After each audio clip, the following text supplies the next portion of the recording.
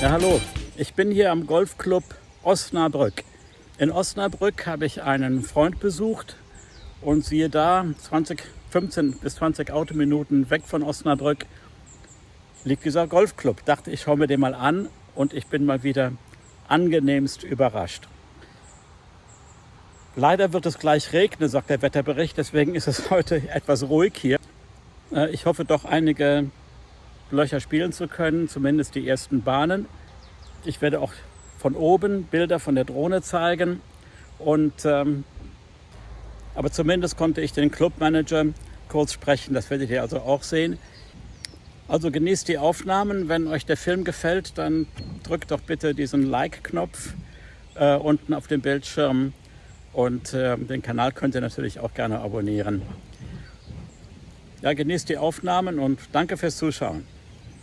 Hier sieht man also, wie der Club angelegt ist. Hier die ersten 9 Löcher, der alte Teil. Dann hier die Straße, das wird man auch auf der Drohne sehen.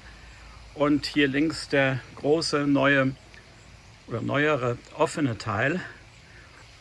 Und außerdem gibt es hier noch einen Kurzplatz mit Par 3 Löchern. Der ist aber jetzt auf dieser Karte nicht eingezeichnet.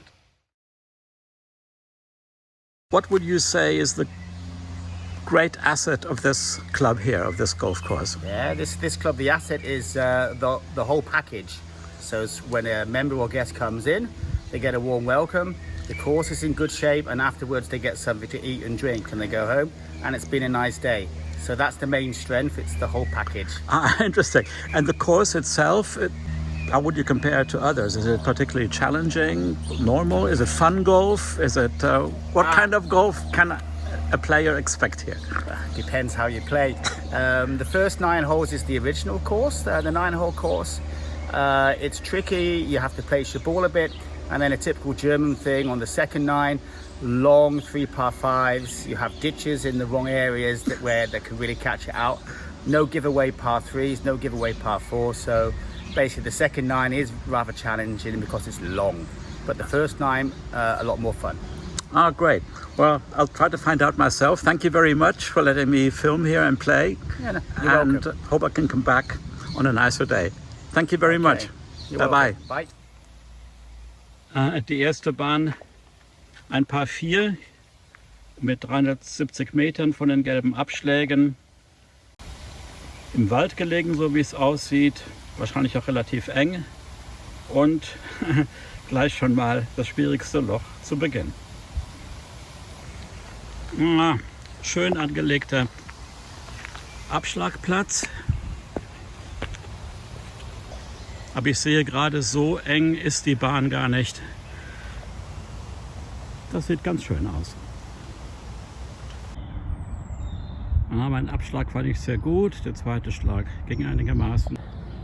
Wenn man zu kurz ist, riskiert man gerade beim ersten Loch in diesen Bunker hier zu kommen.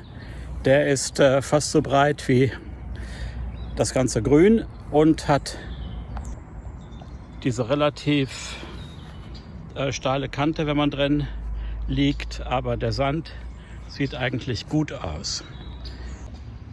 Die Grüns sind im guten Zustand, fest, kurz geschnitten, sehr angenehm.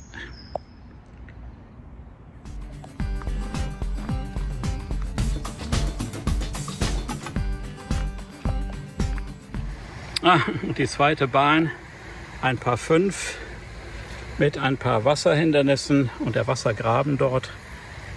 Naja, wird schon klappen. Ja, wenn man einigermaßen weit kommen möchte und geradeaus spielen, dann muss man über dieses Wasser. Könnte natürlich auch hier längs spielen, aber dann kommt man nicht so weit. Also ein bisschen über Wasser muss man auf jeden Fall spielen.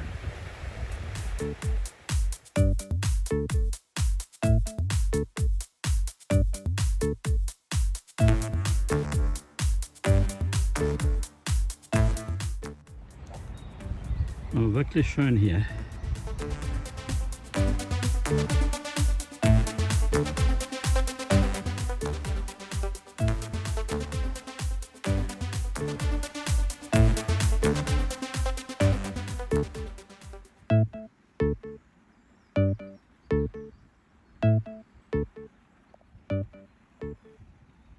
hallo. Sind Sie mit zuständig dafür, dass das hier so gut aussieht?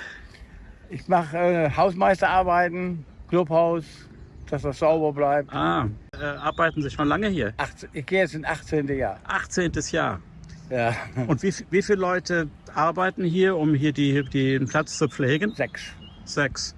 Das sieht toll aus. Nun, vielen Dank. Danke für Ihre gute Arbeit. Bitte. Tschüss. Also das hier ist ein sehr langes Par 3.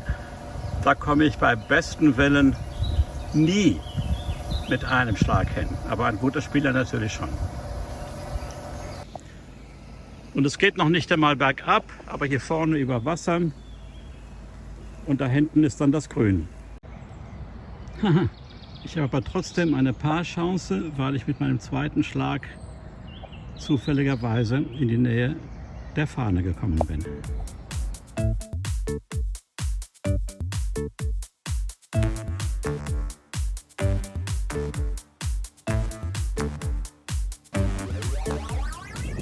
Hier das vierte Loch ist wohl das Signature-Loch des Platzes. Wahrscheinlich, weil man hier, wenn man das Grün dann attackieren möchte, aus 100 Metern halt über Wasser muss. Und durch die Bäume und hier die Begrenzung des Platzes nicht so viel Platz hat. Aber mal schauen, wie das wird. Und mein Abschlag ging zu weit nach rechts ein wenig. Mal schauen, wie weit. Nicht sehr weit, aber hier muss man sich natürlich links halten. Und das erklärt, warum gerade am linken Rand es hier einen Bunker nach dem anderen gibt. Mir wird nicht sehr viel anderes übrig bleiben, als um die Ecke zu spielen. Denn von dort, wo ich liege, bis zur Fahne ist doch ein bisschen weit und muss halt dann über Wasser gehen. Da hinten ist die Fahne, wenn ich das machen würde, aber ich habe diesen Baum im Weg. Also ich kann gar keinen, selbst wenn ich es wollte, guten Schlag machen. Und wenn ich es zu flach halte, dann geht der Ball ins Wasser.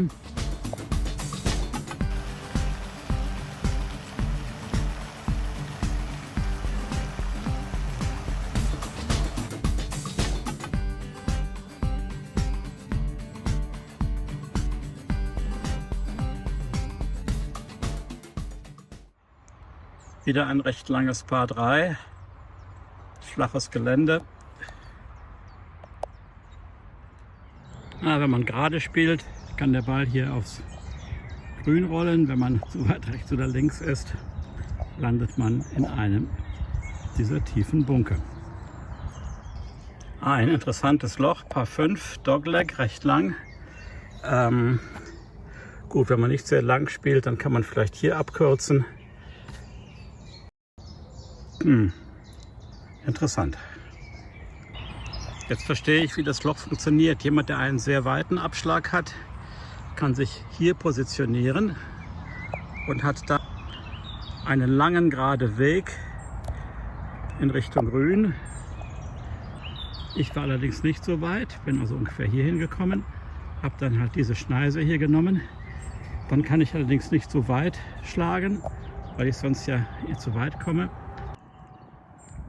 Und ich habe von hier immer noch 182 Meter, 180 Meter bis zum Grün. Nun, das war Bogey, aber ich bin ja auch, wenn es gut geht, ein Bogey-Golfer. Bin ich also zufrieden mit bei diesem Loch.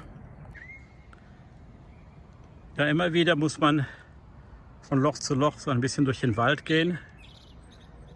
Das ist sehr schön, erst recht heute an so einem recht schwülen Tag. Noch regnet es aber nicht und dann kann ich vielleicht doch meine 9 Löcher zu Ende spielen. Die 7. Bahn muss man auch ein bisschen taktisch spielen, denn bis zum Wasser hier sind es 125, 130. Kann man natürlich mutig sein mit Erfolg und hier einfach rüberspielen, wie man das sollte. Ob es klappt, ist immer noch eine andere Frage. Und dann geht es halt hier zum Grün.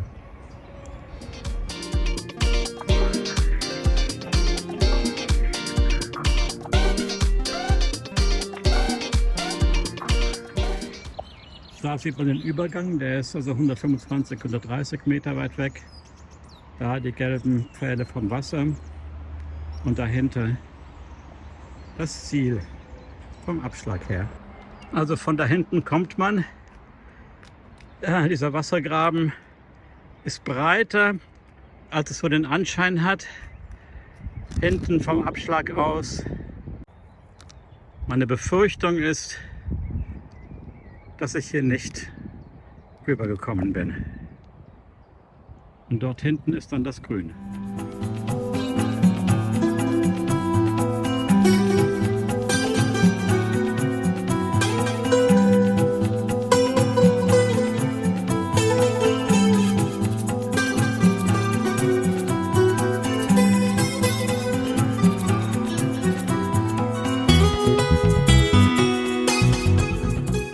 Das 8. Loch wieder ein Paar 3.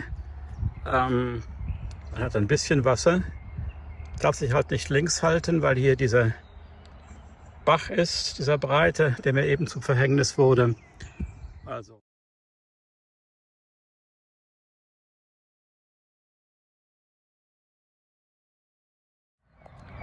Der direkte Weg zum Grün geht leider hier über das Wasser. Und 130 Meter Carry mit einem Eisen, das schaffe ich nicht. Also werde ich wahrscheinlich hier um die Ecke spielen. Hier das 9. Loch, Paar 4, hat hier auch wieder einen Wassergraben nach einiger Zeit nach dem Abschlag. Und dann scheint es relativ ruhig bis zum Grün zu gehen und zum Clubhaus.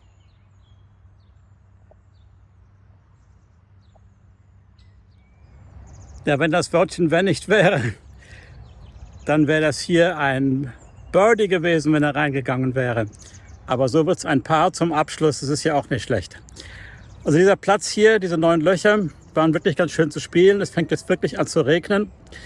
Aber wie Gary, der Clubmanager, gesagt hat, man kann hier nicht einfach mal losschlagen, mal schauen, was passiert. Also man muss sich schon ein bisschen genau anschauen, wie die Bahnen verlaufen, ein bisschen taktisch spielen und natürlich auch den Ball dorthin schlagen können, wo man das möchte. Das war bei mir nicht bei jedem Loch der Fall und so bin ich eben auch in diesem breiten Wassergraben gelandet zum Beispiel. Aber das war trotzdem sehr schön. Vielleicht komme ich ja noch mal wieder, wenn ich hier meinen Freund besuche und kann dann die zweiten 9 Löcher spielen.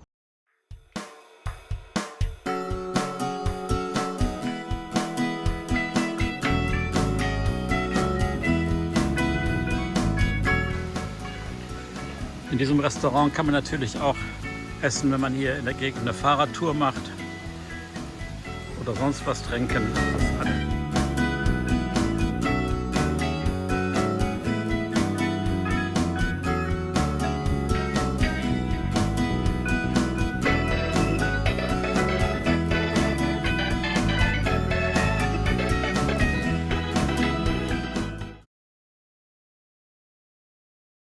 In diesem Club hier kommen wohl auch öfters Holländer hin. Die Niederlande sind ja nicht allzu weit weg von hier. Und wenn ich mich hier so umschaue, kann ich verstehen, warum hier Touristen und Golfer gerne hinkommen. Also nochmals danke fürs Zuschauen und bis zum nächsten Mal.